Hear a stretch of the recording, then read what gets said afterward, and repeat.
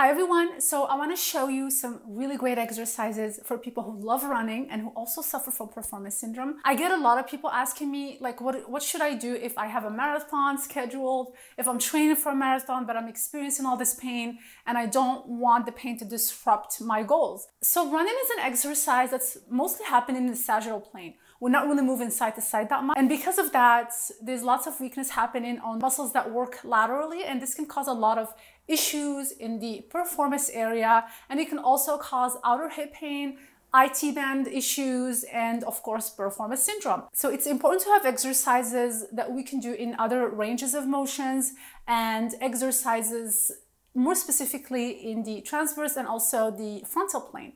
So in this specific video, I want to share some exercises you can do either before your run or you can do them on a separate day that will help you strengthen those hips, more specifically for running. And along with these exercises, I highly recommend that you sign up for a Piriformis control program because it's got some really great assessment exercises you can do to see which areas are tightening more. You can do the assessments after or before your run so that you can have a better picture of which muscles tend to tighten up after your run. So that way, you know the areas, the problem areas, and you can work more on them and you can figure out why is it that these muscles are tightening up. Is it because maybe I am compensating in a certain way? But I will leave the link below because this program is really helpful, and I really truly believe that it can help you in the long term because you can always reassess and use the plans to correct those imbalances. The first exercise is the lateral lunge to knee lift, and I want you to really push your hip back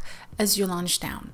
Focus on keeping your glutes engaged as you bring that knee up and bracing your core for balance. You want to focus on using your glutes to push your hip up, really activating and feeling the glute med working.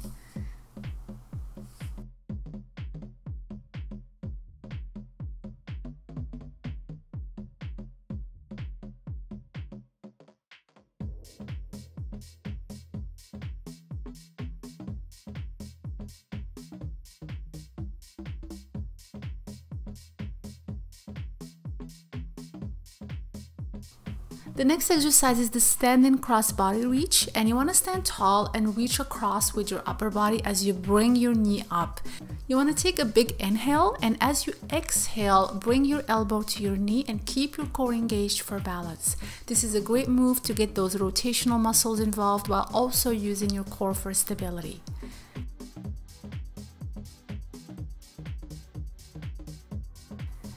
Next, we're going to anchor that band to do a few cross-body lunges. This is a great exercise to get you moving in that transverse plane. You want to start with a few stability repetitions with the front knee pointing straight ahead. And as you start to turn to the side with your arms, your hips will follow. You want to move your hips along with your arms and notice how we're internally rotating as we go lower, and that would help us activate those glutes on the way up. So as you start to come up, you want to push through your foot to engage your glutes. I would love to add this great posterior chain running exercise here if you can do it on the floor. You want to grab a very light resistance band that you can stretch out, and you want to pull up using your hip flexor in this exercise. Remember to breathe and connect with that exhale to help you push up a little more.